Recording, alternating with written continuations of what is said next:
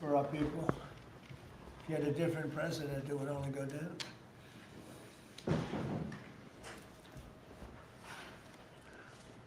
Hello, everybody. Thank you.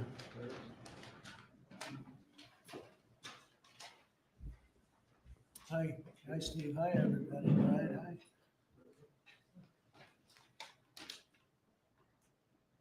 Do you want to bring that camera over there? It's okay. Bring them over there. It's better. Go ahead. Now, bring them over into the center. Yeah, it's okay.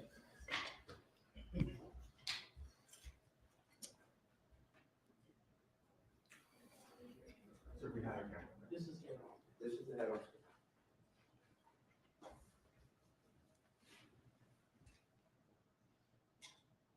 Nice to see you. Well, thank you very much. It's been an interesting day from the standpoint of news. As you probably know, we've just seized a tanker on the coast of Venezuela, a large tanker, very large. Largest one ever seized, actually. And other things are happening, so you'll be seeing that later, and you'll be talking about that later with some other people. Very excitingly for me and for the country, we've just launched the Trump Gold Card. It was about 30 minutes from now. The site goes up, and all funds go to the United States government. It could be a tremendous amount of money. It'll also be able to have people like this keep, as an example, just one example. There are a lot of examples, people just buying them. It's somewhat like a green card, but with big advantages over a green card.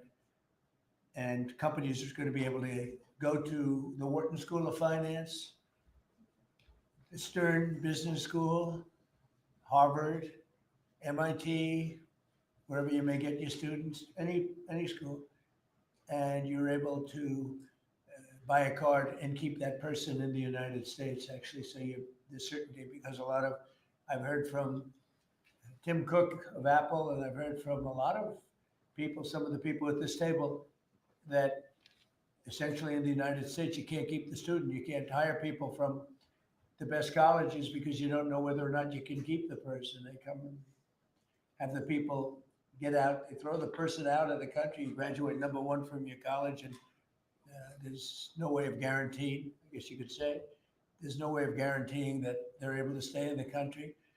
Howard, maybe you'll give a little description of the Trump Gold Card, please. Sure. So for an individual, it's $1 million, and for a corporation, it's $2 million. And as the president said, for a corporation, they spend $2 million.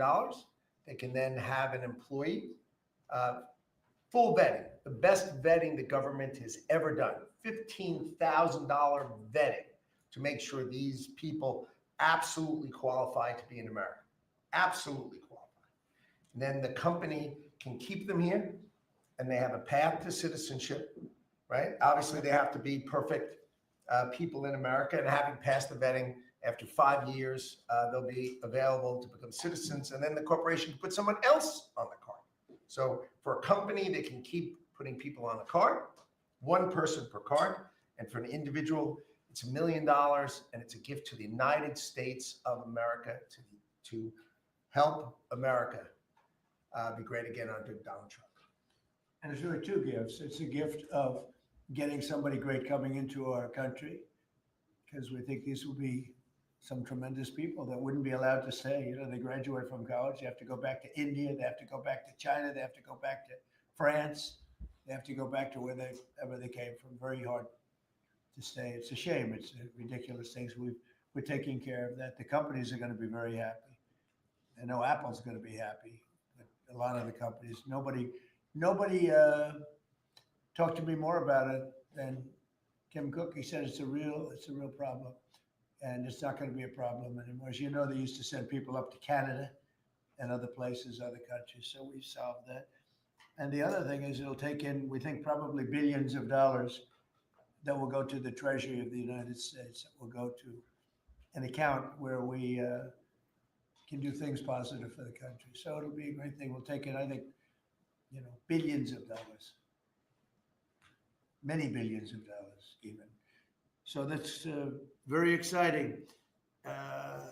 The Trump accounts are doing really well. We have a man on my right, Michael Dell, who's an extraordinary person. His wife is even more extraordinary. I think I can say that. They have such a good relationship. You know, It's like true. she's an extraordinary person. Absolutely. Right? And Yes, a great sir. wife. But they're two great people. And as you know, last week, Michael contributed $6,250,000,000. And this is just something that's so special. So many people are in love with that. He understood it right from the beginning. It was his idea, and he understood it right from the beginning. Could you give maybe just a little description of why you loved it for such a long period of time? And we were able to get it through the great big beautiful bill, basically. That's how what gave us the authorization to do it.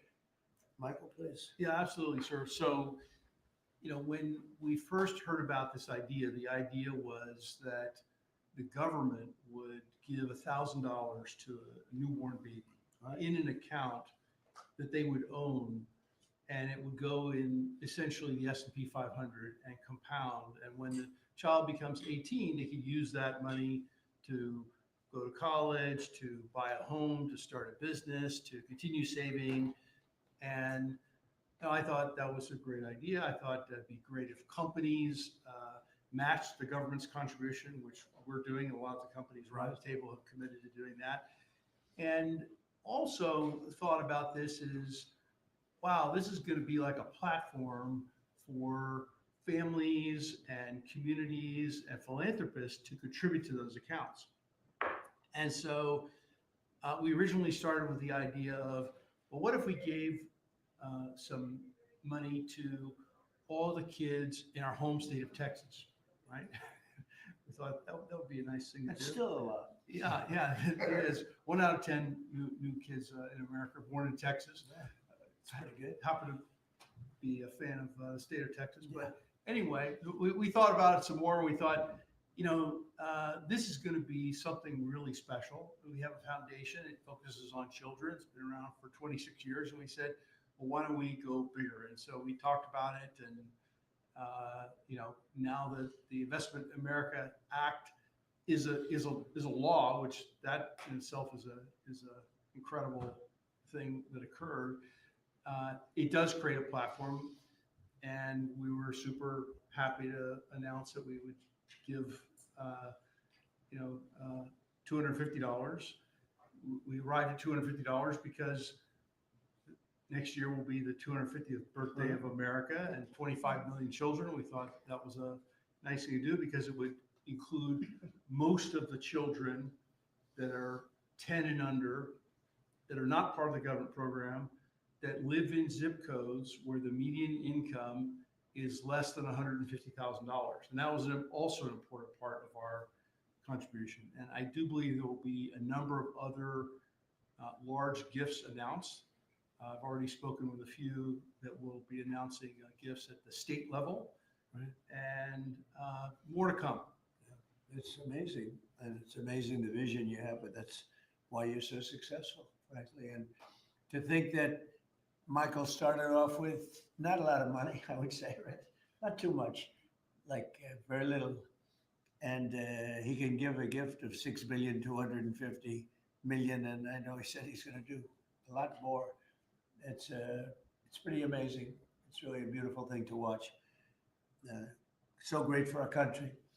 So we have the Trump accounts are doing really well, and it's become, I have to tell you, just everyone's talking about it, beyond what I would have even thought. And it's going to make some young people relatively very wealthy. And in some cases, I mean, they could really be off to a great start.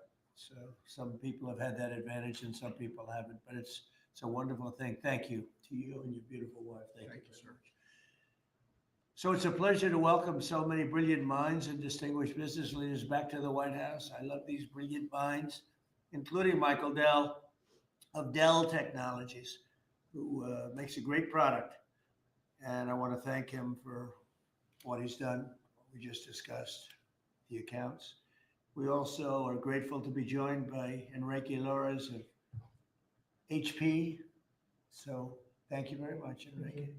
Great job you're doing. Antonio Neri of HP Enterprise. Thank you very much. What's the difference between HP and HP Enterprise? We focus on the cloud security, networking, and large systems. The cloud's good. People have done very well with the cloud. That's great. Arvind Krishna of IBM, who's actually become, I would say, a legend. The job he's done. He's taken the stock from a rather low price to a very nice price. I won't say high because I'm sure you're going to say it's going to go up a lot more, right? But, so I can't say a high price, but he took IBM into a new stratosphere that nobody, I think, saw. If you go back to before when he took over the company, nobody would have even imagined that you'd be able to do what you've done. So congratulations, become a good friend. Cristiano Amon of Qualcomm, and thank you very much. Congratulations on the success. Thank you. I know a lot about your company. You've done amazing. And Executive Director of the Technology CEO Council, Bruce Melman. So thank you very much. I think that these people know each other. We're going to be talking a little bit about technology today, and we'll take a few of your questions about technology. I'm sure you probably won't have too many of those questions. You'll be asking about some other things, right, Bruce? Our administration is committed to total dominance in technology. Right now, we're leading artificial intelligence by a lot. And I think, you look at what's going up, and we're writing rules, regulations. We want to keep it at the federal government level, so it's simple for the companies, very important, frankly. And I think we're pretty well committed. I spoke to some of the senators today, and I think we're committed to do that. We want to make it as simple as possible, as easy, because you're competing with some very big sources, and we want to stay number one by a lot. We're leading the world in building new data centers and new semiconductor and chip manufacturing facilities and new capacity for AI. And we're unleashing all of the forms, literally all forms of energy and natural gas and oil to clean, beautiful coal and safe, reliable nuclear power. And I'm giving them approval to, when they build these massive plants that cost $50 billion. It used to be that for $50 million, you could build a nice little shopping center. But for $500 million, you could build one of the biggest, most beautiful centers. And now they're talking about $50 billion. So explain that one. These buildings there's never been anything. There's never been anything like that. So you're all involved in that. It's pretty amazing. 1 year ago, our country was considered dead by many leaders throughout the world. And now we have what's called the hottest country anywhere in the world. We're the hottest country in the world right now. 10 months took us. I thought it was going to take longer, Michael. I didn't think we were going to have this success this soon. We have over $18 trillion being invested. So much of it by, like you're in for a lot. What's the number that you're looking at? 150 billion. That's good. I don't know, Michael, am I allowed to ask you? You already gave 6,250,000,000. Do you have you stated a number that you're at for investment, future investment? Well, if I think about all the, investment that we make with the American companies that are adding capacity, particularly around semiconductors, it's several $100 billion. I think it's pretty good. Yeah. It makes the 6 billion sound very, very small. That's very good. Antonio, what about you guys? What about you and Enrique? How's that going? Well, have you announced a number or anything? No, I'm actually happy to share with you. Over the next few years, we're going to invest an additional 3.5 billion building secure manufacturing.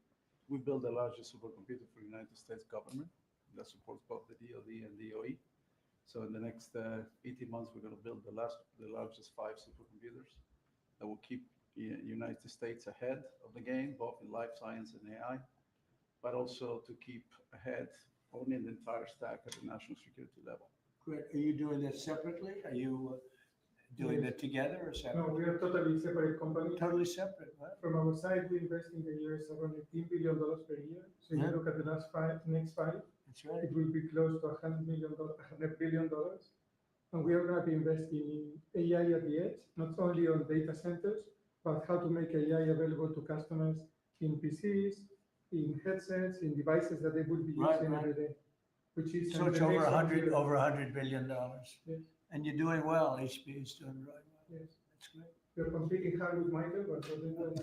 Are you direct competitors? Yes. You That's are? it. It's that. That's why they're on different sides of the table, sir. The old days would say, why don't you make a deal? I guess now it's not so easy to make. We can deals. have an arm wrestling match now. Yeah, So, right. if you want to. And Cristiano, you've been amazing, right? Your company with the investments. How are you doing with We're doing investments? great. I think, Mr. President, you have a great decision. I think when you drove our company to continue to be innovating, and I think we're doing very good. We've been, in addition to doing phones, I think we're now, our chips are going to every car company in the world, all the car companies. We're entering today robotics. There's a lot of growth in robotics and the data center. New smart glasses going to be the future of mobile devices.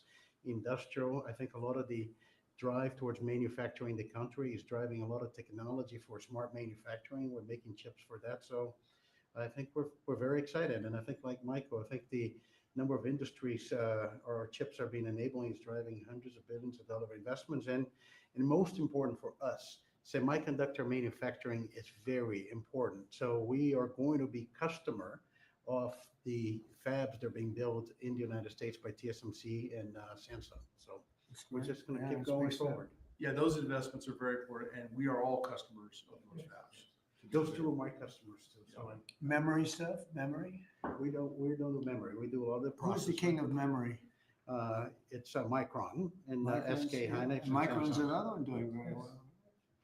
That's great. Yeah, I heard you're doing fantastically. Congratulations. Thank you, Mr. President. The stock market has set a 51, think of this, 51 all-time record highs during the last 10 months. 51. You guys are big beneficiaries. You're setting the records, right? It's amazing. 51 times we've hit a new high. And in the history of our country, if you think about it, 51 times during the last 10 months. And Bruce, let me ask you, pull these people all together. How's it looking for technology? A lot of global competition, but you'd rather be playing our hand than any other hand in the world. We have a good hand right now, don't we? Joe Biden secured just really much less than $1 trillion of new investments in 4 years. And in 10 months, we secured more than $18 trillion. So 18 times the amount in 10 months what they did in 4 years. And they would have gone negative. They were heading toward negative. In other words, not $1 trillion, but it could have been 3 or 4 or 5 trillion less because people were leaving. So it was a big turnaround in 10 months. The $18 trillion, it's a record. There's never been a country that's gotten anywhere near that. In the Middle East, when I left the Middle East, we brought back $3 trillion and lots of Boeing airplanes, like 300. And Boeing gave me the award for the greatest salesman in the history of Boeing, which was a nice little award. I have a little plaque. The greatest, I think I've sold 1,000 Boeing planes. Can you believe it? Now all they have to do is make them. Okay, they got to make them, but they will. But we have made historic trade deals with the United Kingdom, China, Indonesia, Vietnam, Japan, the EU, Malaysia, Cambodia, El Salvador, Argentina, Ecuador, Guatemala, Switzerland, Liechtenstein, Thailand, and South Korea, and many others. And a lot of it's based on the November 5th election result, which was a massive victory. We won all 7 swing states, the popular vote. We won the electoral college by a landslide. We won counties. The counties, they do it. I don't know, to me, it's the most accurate of all in many ways. We're 2,700 counties against 525. That's pretty good, right, Cristiano? Pretty good. 2,700 against 525, 525. That's why when you see the maps are all red, except for two little blue lines on the right and the left side of the map. They're probably changing too. Americans are great builders, and in the Trump administration, America is once again a country where innovators get a green light. You have the greatest innovators in the world at this table, and representing a lot of their friends who are competitors and friends. But we're really on a big move to get rid of red tape so they can run their businesses and not have to wait 10 years for an approval. In the old days, getting some of these approvals for plants that are already being built would have taken 10, 15, even 20 years prior to rejection. You get rejected. You'd work 20 years and then you'd lose 5-4. And we're getting plants approved in a matter of weeks. The biggest plants ever built in a matter of weeks.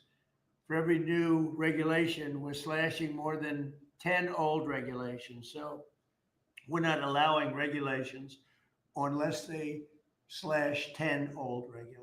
We did that in the first term, and we cut more regulation than any administration ever. In our first term, we have the all-time record. I think we're exceeding it here. In fact, now it's 1 in 24 is the number we're at. It's 1 in 10 you have to do, otherwise we're not letting you do it. But we're actually up to 1 in 24, so we get rid of 24 regulations for every one. That's not a bad deal, right? And it's been very exciting, actually. But including, we're allowing 100 in the great big beautiful deal. We're allowing 100% expensing for capital expenditures, including investments in factories and equipment and structure. So including even structure.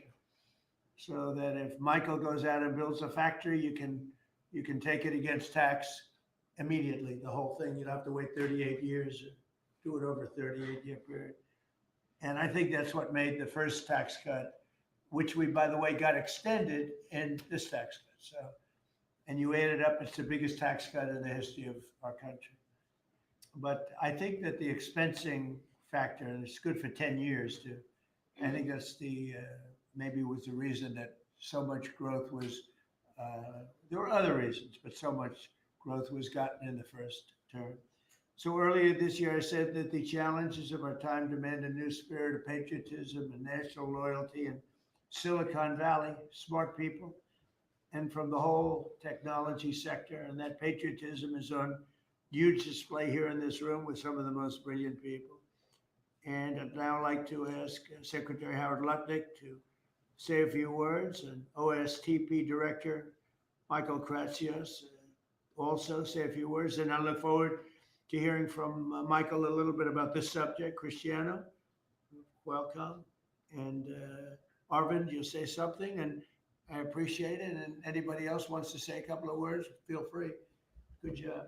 So why don't we start with Howard, please? So the key to America's success is the amazing innovators that we have. I mean, we have invented everything from the light bulb, transistor, GPUs. We are on the edge of everything. And we need to keep being on the edge. And the people at this table and this industry is why America's great. We need to build here. You know, for too many years, we innovated and we let everyone else build our stuff. And we just can't do it anymore. So with President Trump coming and winning the election on November 5th, we changed that. And now we're going to build it here. You've done everything you can. And you've heard trillions and trillions of dollars of technology build coming home to America to protect and defend us and use our innovations here. You're driving interest rates lower, and you're going to continue to drive them lower. That makes it cheaper. It makes it more exciting to build here. You're blowing out the regulatory deep state so that people can build here and do it fast. And the last thing is, because of our investment in energy, that drive down the cost of energy for all Americans, including the people who are building here, drive down the cost of energy. It's great for America. Put all of that together, and you're going to see the greatest growth the United States of America has ever seen. You're going to see north of 4% next year, and then it's going to go up from there to 5s and 6s. This president's going to drive the greatest GDP growth, led by the tech sector coming home and driving growth. Well, thank you. You know, one of the things I'd like to say just before going over to Michael, and this Michael, and then we'll have this Michael, all right? But one of the things I'd like to say is, in the old days, when you announced really good results in this country, the stock market went up. And that's the way it should be. And we're going back to that.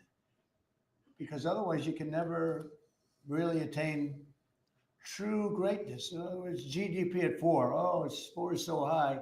Let's raise interest rates and kill it. And we're going to go back to the old days. When we announce great results, it doesn't mean we're going to raise interest rates and try and kill it. It means that instead of 4% GDP or 3%, which I said so wonderful, 3%, it should be able to be 20 or 25%. I don't know why it can't be. You shouldn't kill it. And so we hope that if this country announces great results, because you're going to see great results over the next couple of years, all these plants, and I'm not just talking about AI, we have the biggest number of auto plants planned. Toyota just announced $10 billion in plants built, various couple of locations, few locations in the country, just a little while ago. They're all coming here. They're coming here because of tariffs, because they don't want to pay tariffs, but they're coming here because of the election and the mindset. But when we announce good results, the market should go up. Now it's when you announce good results, Michael, the market goes down because they say, oh, that means things are good. That means we're going to kill it by raising interest rates. I think it's really wrong. It should be the opposite of what it is now. It should be the way it used to be. We announce good results, the market should go up, and we should keep driving it up and have it keep going up and let it be much, much bigger, much, much better. And, growth doesn't mean inflation. They're always afraid that, oh, we have, and if there is inflation, that's okay, then we can slow it down. But we should be able to do a lot better than 3 and 4. We're scheduled to be at 4%, which is pretty amazing because we have a deadhead Fed hair. I mean, this guy, the head of the Federal Reserve is a stiff. And, you fight that. It's amazing. We fight that, and yet interest rates are going down, except with him, not too much. He did a rather, I would say, a rather small number that could have been doubled, at least doubled. And that's the other thing. I think the rates for the United States are always the lowest in the world because without us, there is no world. Without this economy, there's no world. You could go to some of these wonderful countries that you think are so great. Well, one of the reasons they're great is because we allowed them to get rich off of us. We didn't charge them anything. You look at some of the deals. I don't want to use Switzerland as an example, but Switzerland paid almost nothing in terms of a tariff or a tax or whatever you want to call it, license. They paid nothing, and they're paying now. They're paying a fair amount. I had them at 39%, but I decided to be nice. I was nice, and I think they like us a little bit better. But the money you're talking about is enormous. Our country is a very rich country, but if we do well, the market should go up and the value of our country should go up. And if we do poorly, the market then should go down. It shouldn't be the opposite. And if we go up, we should encourage it to go up more. And those numbers, when you say, 3% of GDP or 4% of GDP, they should be much higher. So, I wanted to say it. I do say it. I believe it. And we have to get a mindset that when a country's doing well, you don't want to kill the growth. That's what they're doing. They kill the growth. I don't know if you guys even agree with that. They kill the growth because they're so afraid of inflation. But you can have tremendous growth without inflation. Everything goes up with the growth, but that's not inflation. So I think we can do much better than traditional numbers. And you see that. You see that with what we're doing. We're leading in everything. And now, and remember this, as far as prices are concerned, and they talk about affordability, I inherited the worst inflation in the history of our country. They say it was 48 years, but I say it was the history. What difference? It's 48 years, they were telling me. They said I was being inaccurate because I said the history. I think 48 years is a long time, but it's actually, I disagree. I think it's the history. So in the Biden administration, I inherited the worst inflation in the history of our country, or 48 years. And prices were very, very high. I brought the prices down. We had yesterday 3 states where oil was at $1.99 a gallon. How about that? And You know, with these guys, it was $4, $4.50. In California, it was like $7 because it's a badly run state. But the price for oil and gas and everything else, the price of gasoline was $4.50, $5. And we just hit $1 and we broke $2. I was looking forward to that. Couple of states, 3 states. And I will say that when that happens, oil and gas and energy is so big, it's so big a category, you don't even know what number 2 is. There is no number 2. And when you have the prices coming down for energy like that, you've killed inflation and you're lowering prices. So I inherited very simply the highest prices in history, and I'm bringing them down really fast, led by energy. And when energy comes down, everything else comes down. But I've only been here a short while, and we gave them a beautiful, beautiful thing, and they destroyed it. They would have destroyed our country had they been allowed to stay. If we didn't win this election, if we had Kamala, who's the same as Joe, low IQ people, but if we had Kamala, as you would have a country that would be right now in ruins. I believe that 100%. Things would be in a state like nobody's ever seen before, worse than anything you've ever imagined, worse than 1929, in my opinion.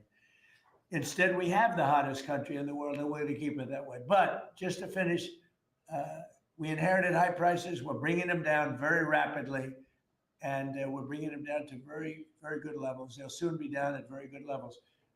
Michael, please go ahead. Absolutely. As everyone in this room probably knows very well, leadership in science and technology has been foundational to our economic and national security for decades. And because of the policies that you have championed and the private sector partnerships that you have made, America currently is leading the world in S&T, and it's benefiting all Americans every day.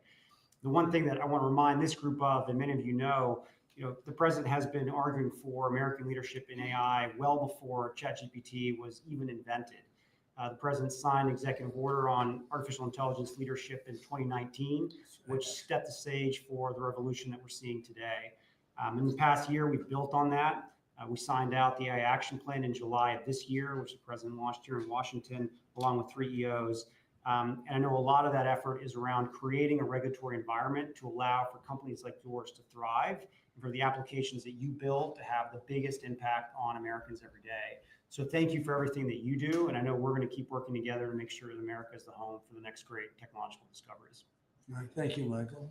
And Michael? Thank you, sir.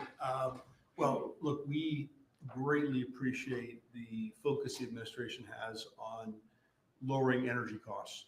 And energy is the substrate of manufacturing at the industrial level, and really an incredibly important input to the economy. We can't be competitive without a super low cost energy industry. And had a great meeting earlier today with Secretary Wright, and really appreciate all the work that he's been doing. This is, of course, incredibly important when it comes to AI, because it does consume a great deal of power. All the semiconductor manufacturing consumes a great deal of power. Another big area of focus for us is how we can take all this great AI technology, the AI stack of the innovative companies here in the United States, and sell that around the world. And I'd like to ask Arvind to speak a little bit more about this. Arvind? Thank you. So, Mr. President, first, we really would like to thank you for everything you're doing for economic growth, as you said. I completely agree with you. Economic growth then drives a lot of other benefits to everything else. We also want to thank you for all the work you're doing on deregulation and making things easier for business to participate in that growth. Michael spoke of the AI stack. It's incredibly important that under the action plans that you have laid out and Michael Kratzer just spoke of, we really help promote the AI stack, which is not semiconductors only. Those are incredibly important, but it's semiconductors, it's software, it's the systems which many of us here build, and it is the software applications on top. The ability to take those to all of friends in countries. So all the friendly countries is going to be very, very important. And we wish to work with your government to make sure that we can do that, because otherwise we're afraid that competing countries are going to be able to get that stack. So we would say that. Anything that you're looking at that we can help you with so that you create a bigger and better IBM and hire a lot more people? Anything you need?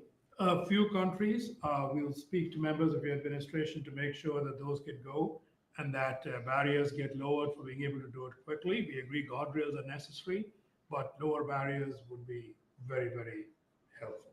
You mean tariffs?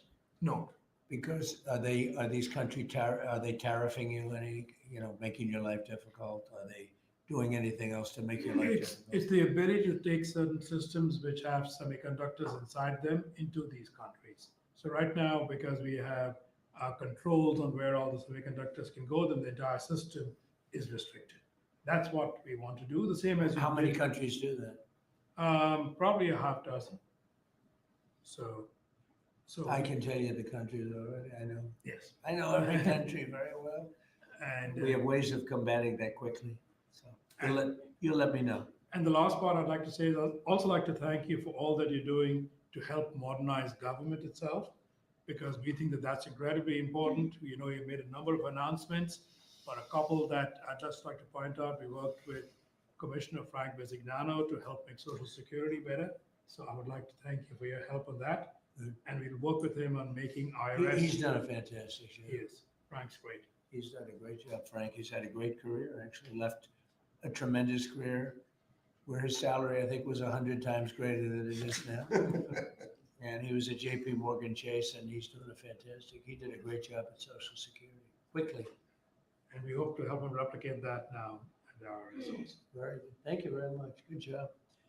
Cristiano, please. Yes, just a few points. I think, first of all, Mr. President, thank you for your vision. Thank you for understanding the importance of the American private sector in industry, I think, in the growth of the economy. I want to just build on some of the things that were said by my colleagues. I think we have built probably one of the most advanced technologies in the world. And part of it is because I think the commitment to innovation that we have in the country, but also the fact that it has been American technology for the world. So I think we have an incredible opportunity. When I think about what Michael said about exporting AI, I had conversation with Secretary Howard. Now that the trade deal's been made, is an opportunity to really build on those trade deals and export, I think, American technology. And also, as we think about the technology, it's an important vector to drive the reindustrialization, I think, of the country with technology. So we're incredibly excited about that. I think it's a big opportunity. I think it's the next wave of growth that we can build on those trade agreements. And I think it resonates what also Arvind said about the importance of the American technology stack. And then we're just going to finish with 2 points. There are 2 exciting things happening in the world of technology coming right now. One is, as AI become the new form of computing, AI is going not only to the data center, but to everything, to cars, to PCs. And we see now the ability to run models that you can only run AI in the data center. You can run that on a microcomputer, on a computer for Enrique, on a server, with small server on premise. So I think we're going to see the proliferation of AI. The other one is 6G. We had made commitment working with your administration, working with FCC. We're going to accelerate 6G. We're working to launch first in the world in the LA Olympics. And I think that's another opportunity for America to lead in the next wireless evolution. So thank you. Thank you for the opportunity. Thank you for the partnership. And we're going to be hard at work, I think, driving that agenda. So we're into 6G now. I just finished 5G. I was a leader on 5G, getting that done. And now they're up to 6. Let's do it again. What does that do? Give you a little bit deeper view into somebody's skin? See how perfect it is? I like the cameras the old days. So they just had a nice feature. Now they cover every little. Let's see, Michael, you're in good shape. You're not gonna, but I tell you, it's the 6 is coming, huh? It's going. Does it ever end? And what happens? You'll be into 7. Right, before 6 kids old, you'll be into that. Anybody have anything else to say? Anybody? I think that the other thing is, we want to thank you as well for the openness of your organization and your team. We always find people that wants to hear what we need and is willing to design programs that will support us. So thank you for. Well, we're here to, we want you to just dominate the whole world in terms of what you do. It's a very important world, and you're doing that. We're making it easy for you, and that means you're going to do it faster. It's more jobs. A lot of good things happen, right? Go ahead, please. Mr. President, you may not recall, but in your first term, you actually sponsored the Department of Energy to build the largest systems ever built. And thanks to your sponsorship, the Department of Energy owns the 3 top supercomputers in the world. And we build them with them. And these are systems that can do quintillion operations per second. And that means we can solve I know. I a lot remember. of We made that possible. a lot It's worked out very well. Good. solve problems. So I know we're going to build the next generation again. Good. Sounds good to me. Any questions, please? Mr. President, thank you. Can you explain a little more about this Venezuelan oil tanker and share a little more information? Well, I'll let the people do it, but you see the result, and I guess they probably have released the pictures by now, or pretty soon. You'll discuss that with the appropriate people later on, but no, it was seized for a very good reason. Mr. President, it sounds about Cuba. Sir, there's a new proposal from DHS that would see tourists from a lot of countries have to hand over 5 years of social media history to get a tourist visa.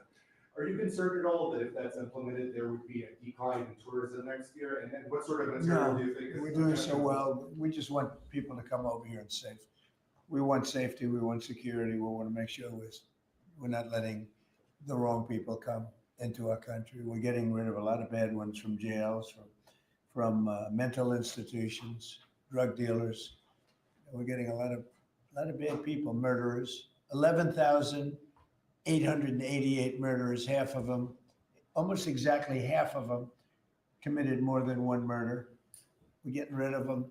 In some cases, we don't even want to get them out. We put them in jail because we're afraid they're going to come back into our country. We're not going to let them back in. So we've taken a very tough stand. And you see where we've been, like Washington, D.C. now, people walk down the streets, they go into restaurants at night. It's beautiful. It's like this beautiful thing to see, because till I got here, this was a very, very bad place. We had a terrible thing happen 2 weeks ago with terrorism with regard to 2 National Guards people that are so phenomenal. One is no longer with us, and one, amazingly, we weren't looking with great hope on that, that Andrew.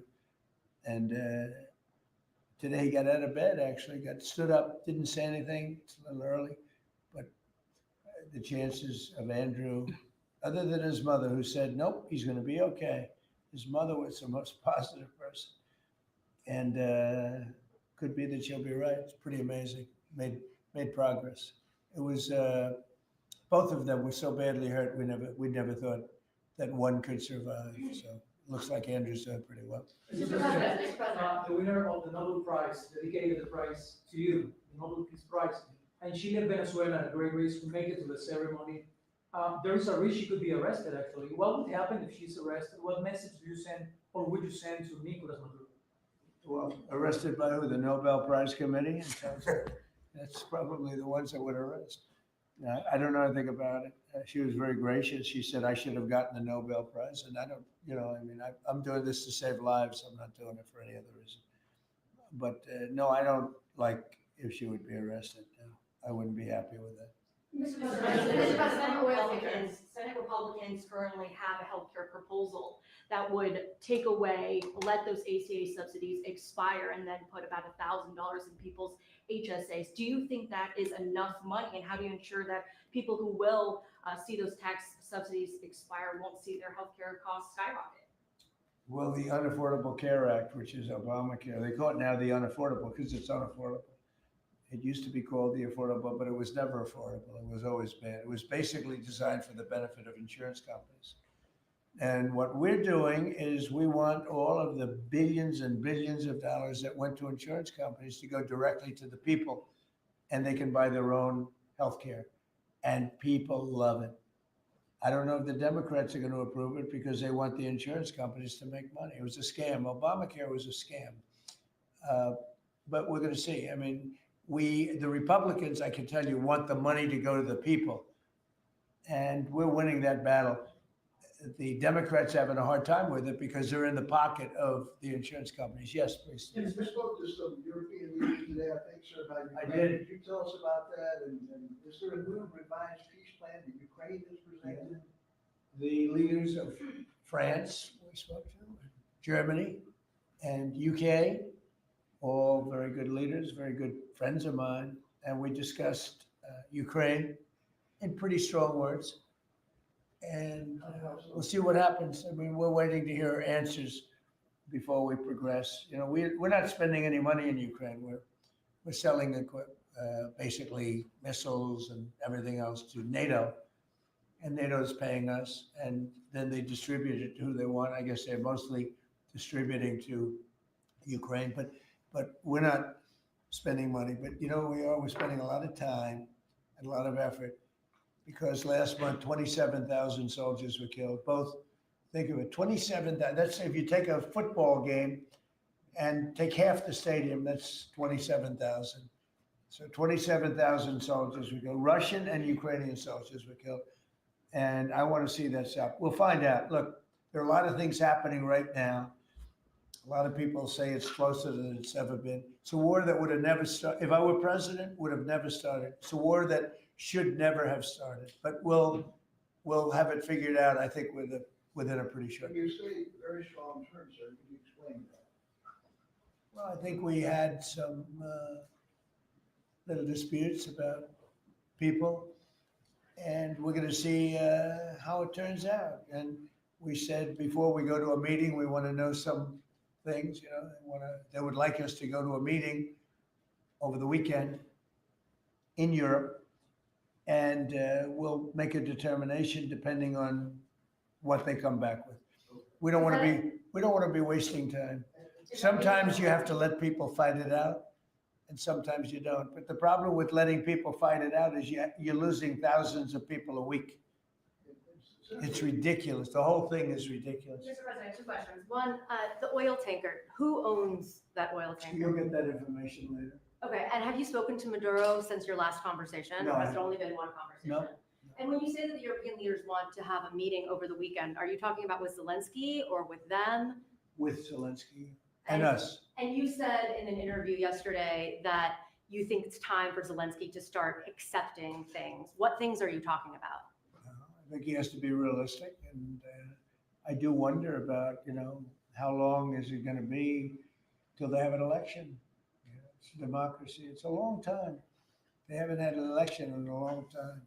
It's losing a lot of people, and it's possible that the people, you know, if you look at the polls, I will say 82%. There was a poll that came out. 82% of the people are demanding a settlement be made. Ukrainian people.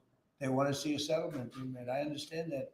They're losing thousands and thousands of people a week. They want to see it ended. And I do say, you know, at what point, when do they have an election in Ukraine? That's not casting dispersions on anybody, but they do have a massive corruption situation going on there. And they do say, you know, when are they, people are asking this question, when do they have an election? Are they going to have an election? Or are they going to just keep it going like this? So I think it's time to get that war settled. And I think it's a war that can be settled. But it takes two to tango. Mr. President, you talked about the new owners of Warner Brothers Discovery to make changes at CNN, big changes, and have you spoken to Jared about it? What are you doing with him, or are you just sort of walled him off a little bit? So what do you want to know? What changes do you want to see at CNN under new Well, ownership? I'm not involved in that.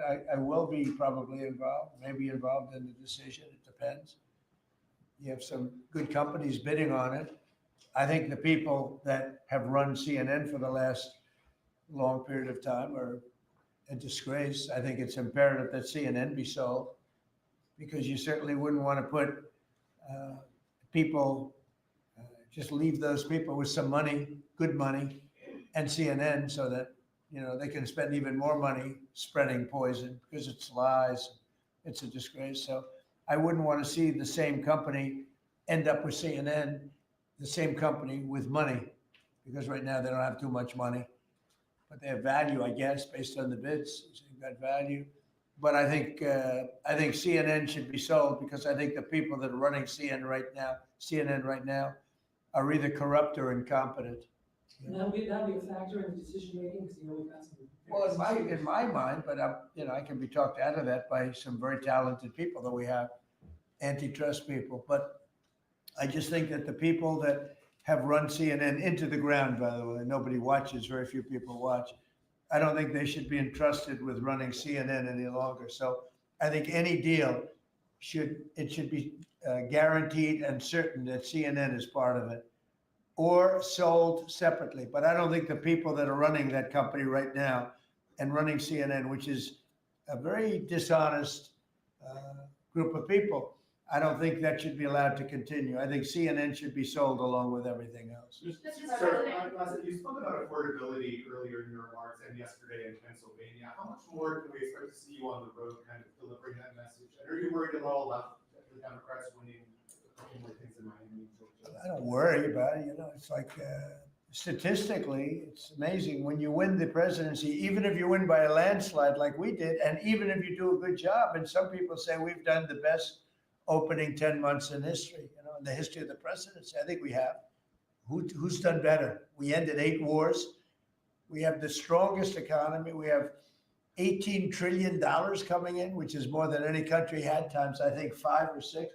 18 trillion is a lot even in your standard, right? Yes, sir. Even for that guy, 18 trillion is big numbers. But we have $18 trillion coming in. Pretty amazing, right? I think Qualcomm would be very impressed if they had even a little piece of that. So we've done a great job. But for whatever reason, and nobody's been able to give me an answer, when you win the presidency, you seem to lose the midterms, even if you win the presidency by a lot and you do a great job as president. Some presidents have done good and they've lost. I think it's like 2 times in the last many, many years it's been won. I don't know why. It doesn't make sense. Usually I can figure things out, but I don't know why, but that seems to be. But other than that, we should win because we're doing great. The economy is roaring. I think the economy is only going to go, better with all this money pouring in. We have factories being built, and forget about AI. We have AI more than anybody. We're leading AI by a lot, but we have many car companies coming in from Canada, from Mexico. They're closing up. They're coming in from Mexico. They're coming in from Canada, from Japan, from Europe, all over Europe, Germany, all over Europe. We're doing great. But for whatever reason, it doesn't matter how well they're doing, good and bad. And the bad you understand, but even when a president is doing well, they seem to not do well in the midterms. So we're going to try and change it. There should be no reason for it. If anybody at the table can figure out, Bruce, a nice psychological reason, but so I want to win, and winning the midterms is important.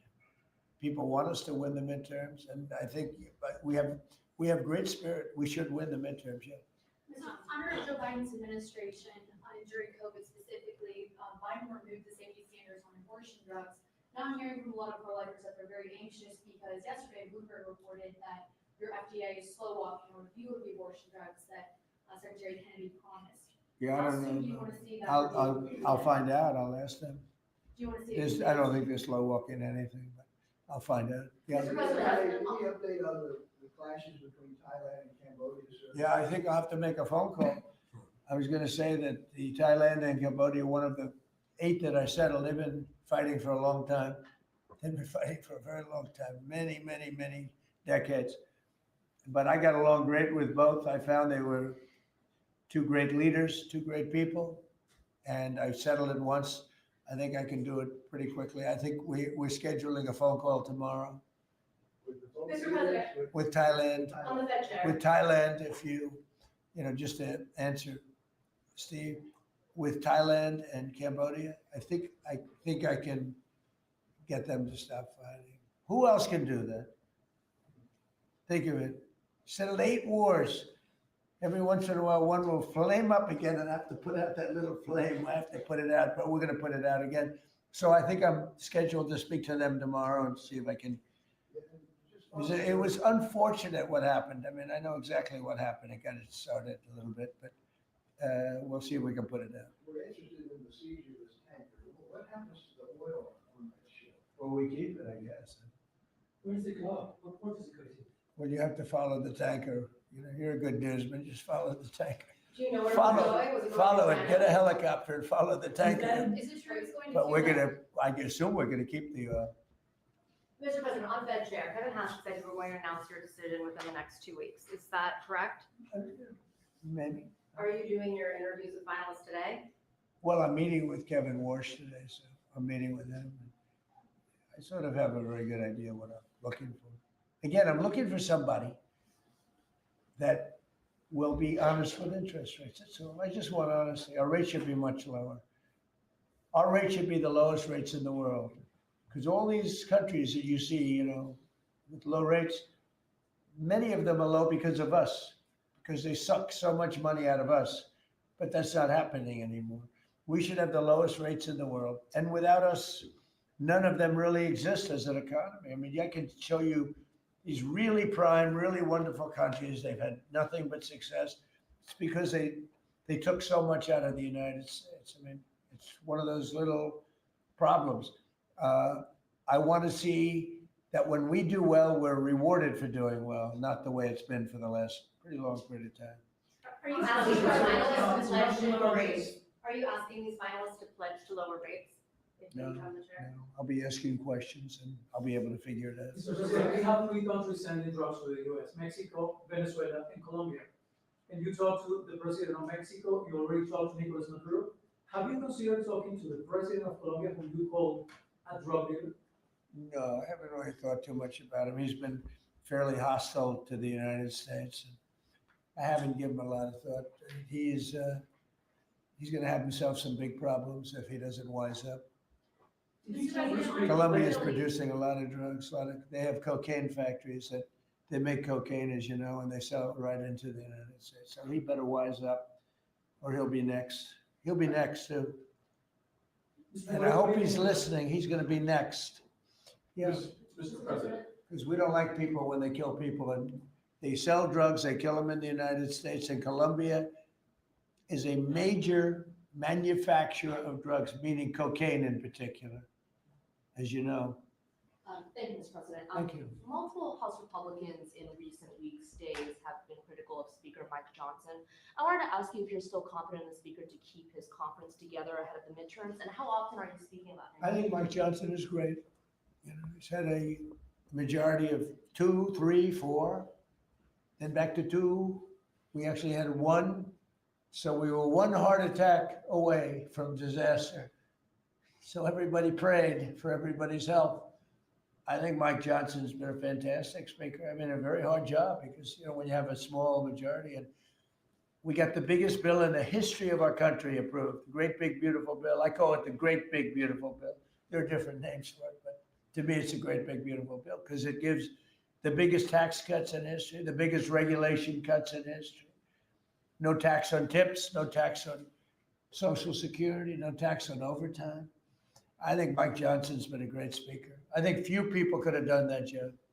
Do you want to see another big package move through Capitol Hill in the next year, or? Well, we don't need it because we got everything. You know, this was supposed to be 17 bills. I think it was my idea, but, you know, with the concurrence of people that have done this a long time. And I said, why don't we make it 1 bill? Because it's very hard to get things approved by the Democrats. And it worked out because there was something good for everybody. If we would have done 17 bills, we wouldn't have gotten 1/3 of them approved. It was something great for everybody in the one, you know, the great big beautiful bill.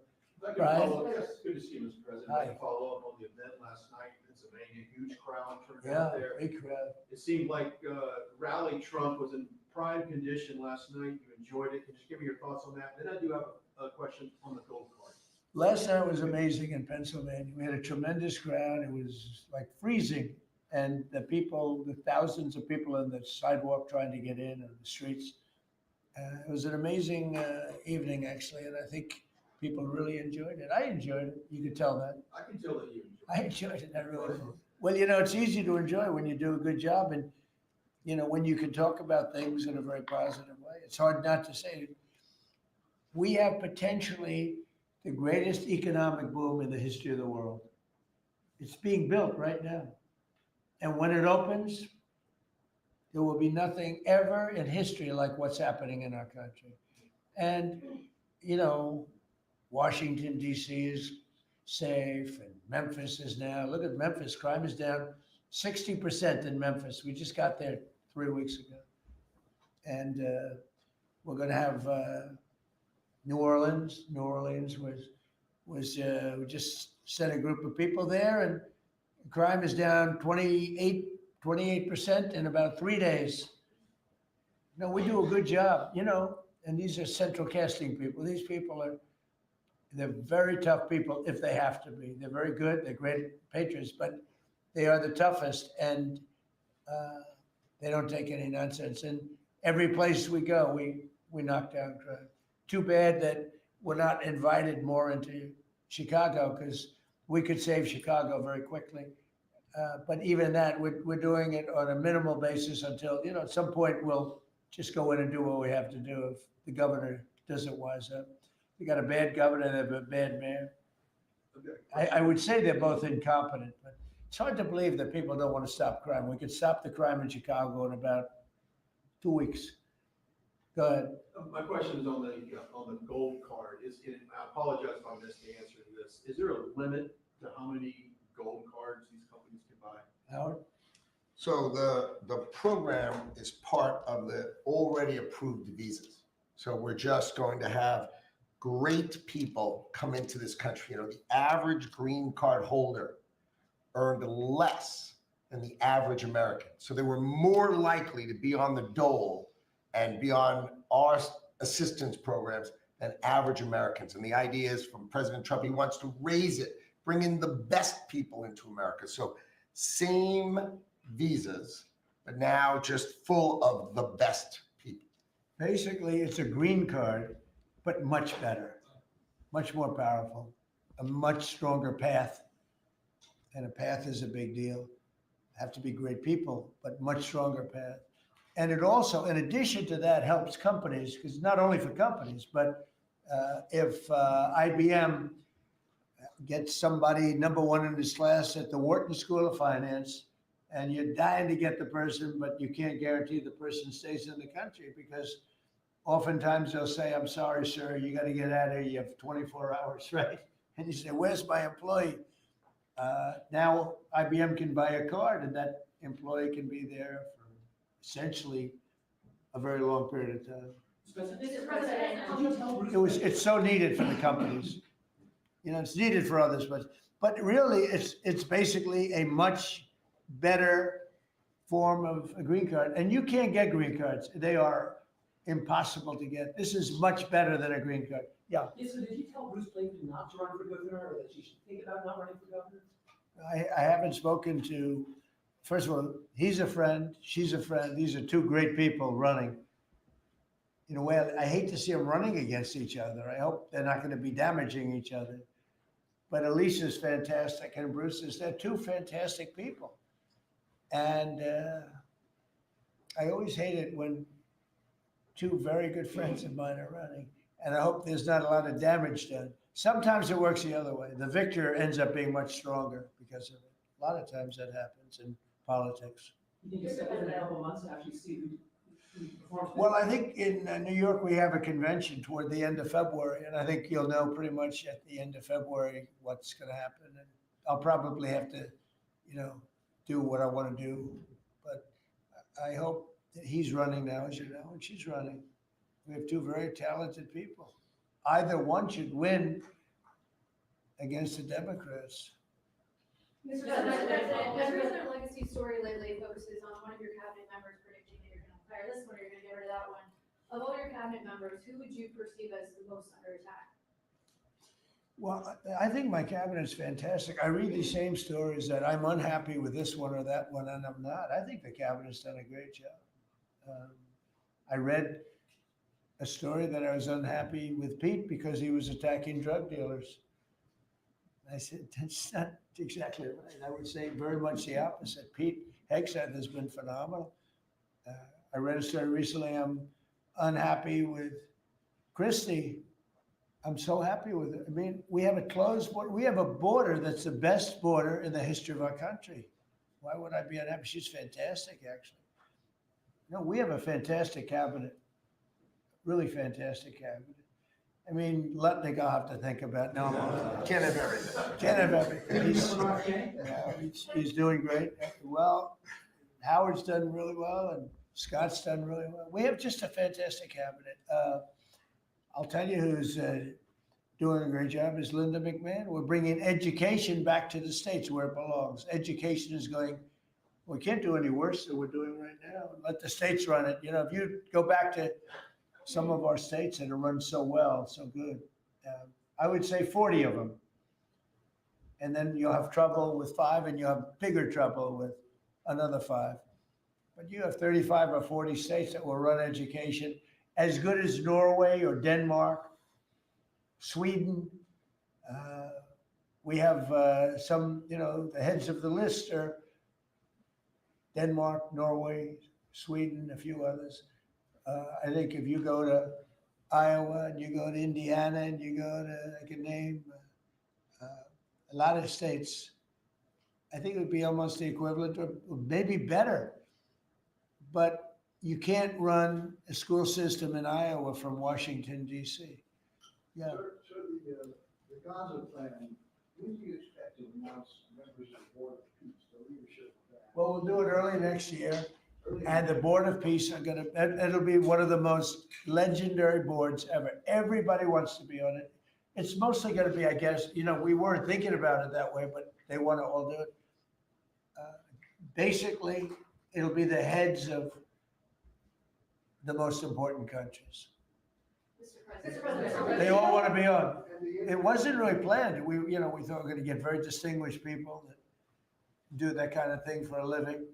But really, it looks like it's turning out to be, they want to be on the heads, the kings and the presidents, prime ministers. They all want to be on the Board of Peace. Mr. President, on the video up to last night's rally, can you clarify, you have called the affordability crisis as a Democratic hoax, but you also want to make America affordable again? No, Can the you just word clarify? that they use is a hoax, and because they're the ones that caused the problem.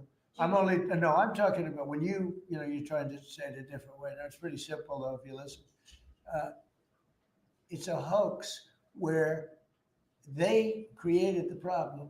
They're the ones that gave the high prices. So when they use the word affordability, they shouldn't be using that word because they're the ones that created this problem. They created the highest inflation in history, and they created the highest prices in history. And now we have to get those things down. But when they go, they look and they say affordability. They never discuss it. They just say the election's about affordability. Well, it may very well be. I think it's also about still the border. You have to remember the job. You know, the sad thing is for 7 months, we've had no people come through our border. Nobody can even believe it. 0 people. And the people that do that are largely Democrats, which the people that do the stats. We've had no people come in other than coming in legally.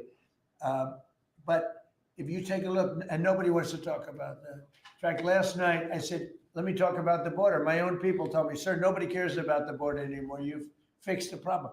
I said, do I get a little credit for fixing a disaster where millions of people a month would flow into our country and, you know, from prisons and from gangs and from drug dealers and mental institutions? They say, sir, you fixed the border. Nobody cares. I say, but I care. It's sad when you fix something and then you can't even use it. You can't talk about it. My own people don't want to talk about it anymore. But very simply, the Democrats created the worst crisis of inflation that this country's ever had. And with that came the highest prices that we've ever had. And I'm fixing it. Mr. President, has Secretary Hegseth told you why he hasn't released the video of the second strike? No, he hasn't told me. I thought that issue was dead. You're surprised you bring it. You must be CNN. Lawmakers are Are you still talking about it CNN? on the Hill. Are you CNN? I am with CNN. Oh, gee, I'm shocked to find out. But lawmakers are still talking about it on the Hill. Well, I'll tell you, I don't know about lawmakers. Which lawmakers you talking about? Mostly Democrats have been talking about Democrats? trying to release I it. mean, the people that you work for, the Democrats? You know you work for the Democrats, don't you? You're basically an arm of the Democrat Party. Thank you very much, everybody. I appreciate it. Thank you. Thank you very much. Thank you guys. Come on, you want to talk? Thank you guys. Turn off the cameras. Thank you guys.